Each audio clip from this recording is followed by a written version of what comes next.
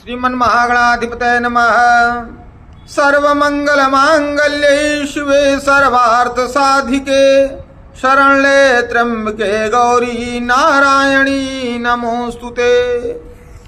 अथ द्वादशोऽध्यायः। देवी चरित्रों के पाठ का महात्म्य। ध्यानम्। ओम विद्युद्दां संप्रभां ऋग्पदीय स्कंधे सितां भीषणां कन्याभिः करवालखेटबिलस्वद्धस्ताभिरासेवितां हस्तस्य क्रगदाशिखेटविस्खांश्चापं गुणं तर्जनीं बिभ्राणां मनलात्मिकां शशिधरां दुर्गां त्रिनेत्रां भजे।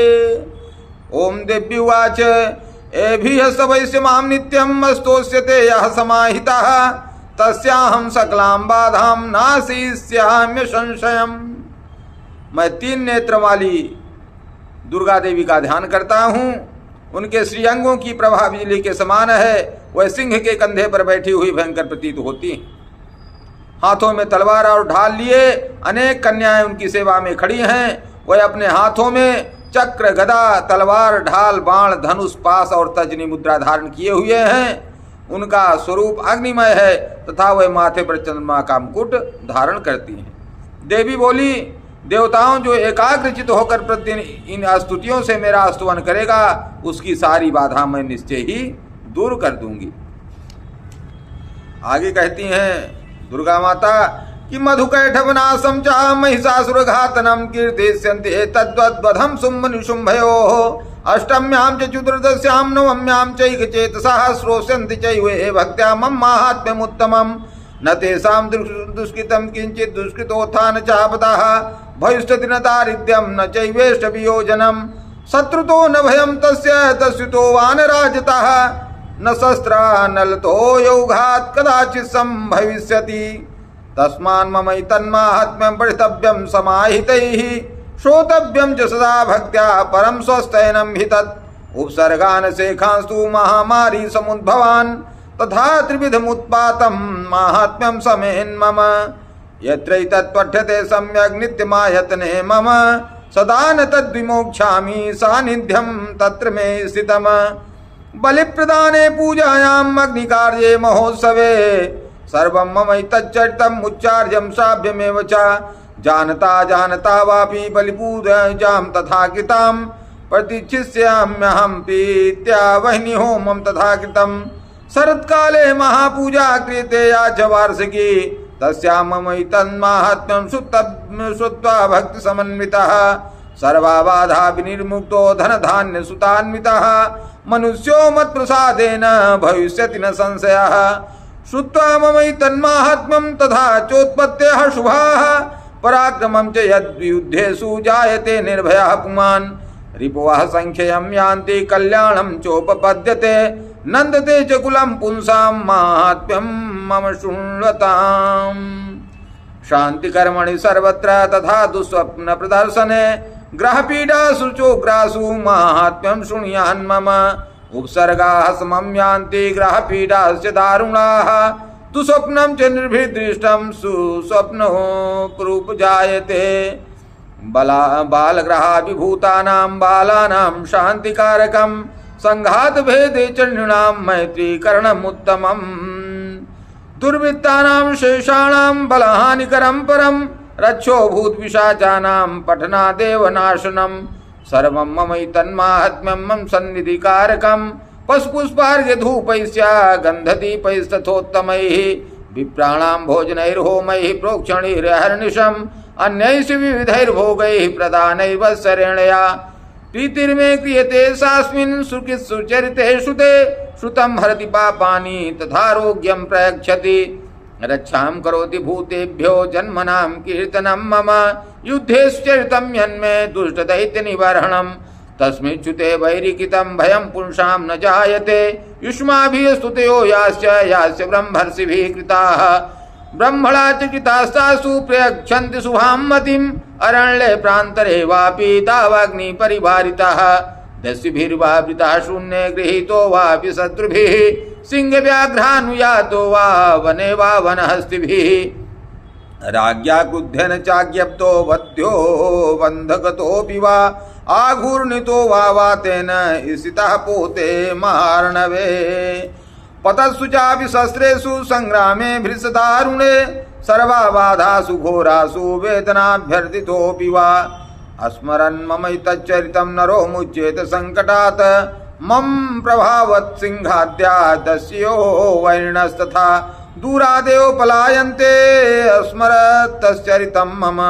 ऋषिर्वाच इत्युक्त्वा सा भगवती चण्डिका चण्डविक्रमा पश्यतामेव देवानां त्रैत्रैवान्तरधीयत तेऽपि देवा निरातङ्काः स्वाधिकारान्यथा पुरा यज्ञभागभुजा सर्वे चक्रुर्विनिहतारयः दैत्यास्य देव्या निहते शुम्भे देवरिपौ युधि जगद्विध्वंसि तस्मिन् महोग्रे अतुलविक्रमे निशुम्भे च महावीर्ये शेखा पातालमायुः एवं भगवती देवी सा नित्यापि पुनः पुनः सम्भूय कुरुते भूप जगतः परिपालनं तयै तन्मोह्यते विश्वं सैव विश्वं प्रसूयते सा याचिता च विज्ञानं तुष्टा रिद्धिं प्रयच्छति व्याप्तं तयै तत्सकलं ब्रह्माण्डं मनुजेश्वर महाकाल्या महाकाले महामारी स्वरूपया सैव काले महामारी सैव सृष्टिर्भवत्यजा स्थितिं करोति भूतानां सैव काले सनातनी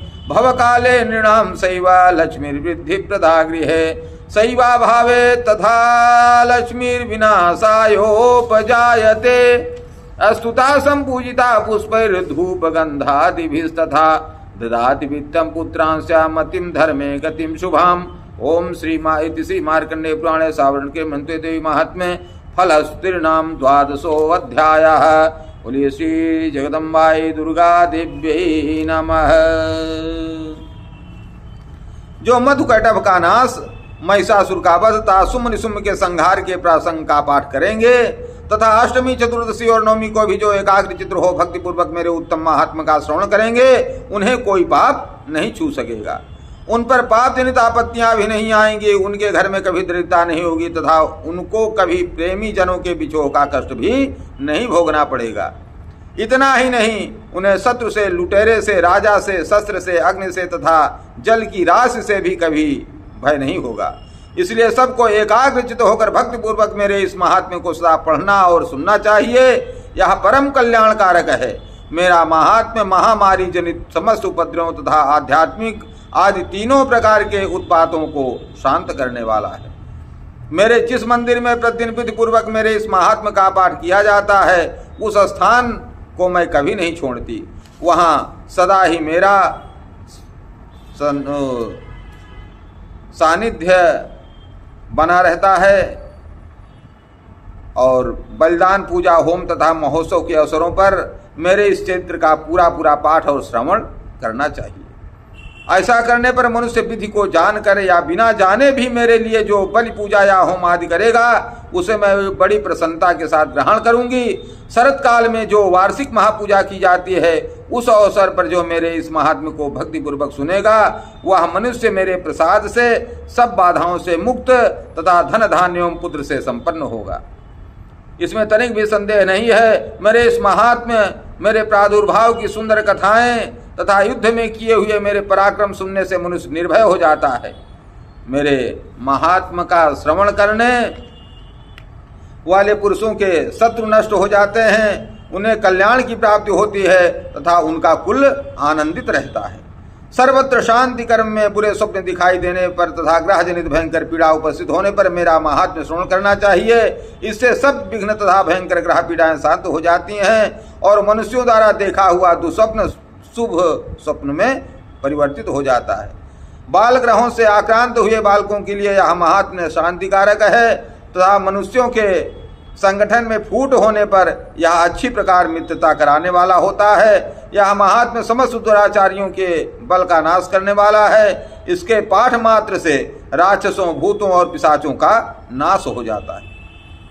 मेरा यह सब महात्म्य मेरे सामीप्य की प्राप्ति कराने वाला है। पशु, पुष्प, अर्घ्य, धूप, दीप, गंध आदि उत्तम सामग्रियों द्वारा पूजन करने से, ब्राह्मणों को भोजन कराने से और होम करने से, प्रतिदिन अभिषेक करने से तथा नाना प्रकार के अन्य भोगों का अर्पण करने से तथा दान देने आदि से 1 वर्ष तक जो मेरी आराधना की जाती है और उससे मुझे जितनी प्रसन्नता होती है उतनी प्रसन्नता मेरे इस उत्तम चरित्र का एक बार श्रवण करने मात्र से हो जाती है। केवल श्रवण करने मात्र से हो जाती है।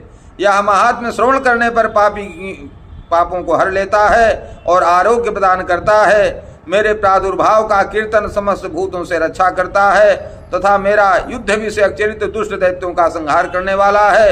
इसके श्रवण करने पर मनुष्यों को शत्रु का भय नहीं रहता। देवताओं, तुमने और ब्रह्मर्षियों ने जो मेरी स्तुतियां की हैं तथा ब्रह्मा जी ने जो स्तुतियां की हैं वह सभी कल्याणमयी बुद्धि प्रदान करने वाली हैं। वन में, सुने मार्ग में अथवा दावानल से घिर जाने पर, निर्जन स्थान में लुटेरों के दाव में पड़ जाने पर या शत्रुओं से पकड़े जाने पर अथवा जंगल में सिंह, व्याघ्र तथा जंगली हाथियों के पीछा करने पर, कुपित राजा के आदेश से बध या बंधन के स्थान में ले जाए जाने पर अथवा महासागर में आप नाव पर बैठने पर भारी तूफान से नाव के डगमग होने पर और अत्यंत भयंकर युद्ध में शस्त्रों का प्रहार होने पर अथवा वेदना से पीड़ित होने पर, किंबहुना सभी भयानक बाधाओं के उपस्थित होने पर जो मेरे इस चरित्र का स्मरण करता है वह मनुष्य संकट से मुक्त हो जाता है। मेरे प्रभाव से सिंह आदि हिंसक जंतु नष्ट हो जाते हैं तथा लुटेरे और शत्रु भी मेरे चरित्र का स्मरण करने वाले पुरुष से दूर भागते हैं। ऋषि कहते हैं, यों कहकर प्रचंड पराक्रम वाली भगवती चंडिका सब देवताओं के देखते देखते वहीं अंतर्धान हो गई। फिर समस्त देवता भी शत्रुओं के मारे जाने से निर्भय हो पहले की भांति यज्ञ भाग का उपभोग करते हुए अपने अपने अधिकार का पालन करने लगे।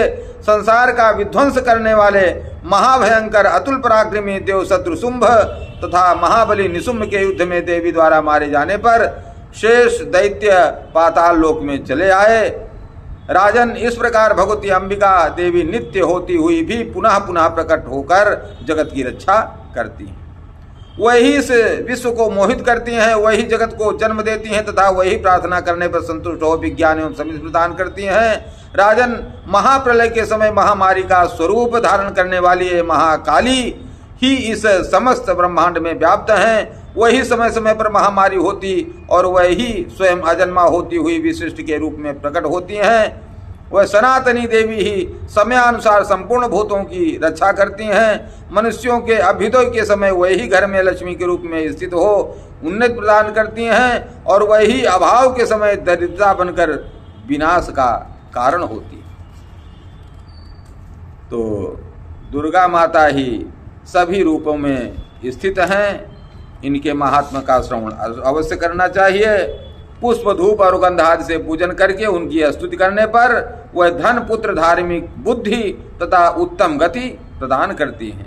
इस प्रकार मार्कंडेय पुराण में सावर्णिक मनवंतर की कथा के अंतर्गत देवी महात्म्य में फल स्तुति नामक 12वां अध्याय पूरा हुआ। बोले श्री दुर्गा मैया की जय। हर हर महादेव। जय श्री काली, जय श्री राधे। अगर आपने चैनल को अभी तक सब्सक्राइब नहीं किया तो सब्सक्राइब कर दें और अच्छा लगे तो लाइक करें और कुछ ना करें तो श्रवण अवश्य करें, क्योंकि श्रवण का बड़ा महात्म्य बताया गया है इसमें। देवी के पाठ का महात्म्य। हर हर महादेव। जय दुर्गे।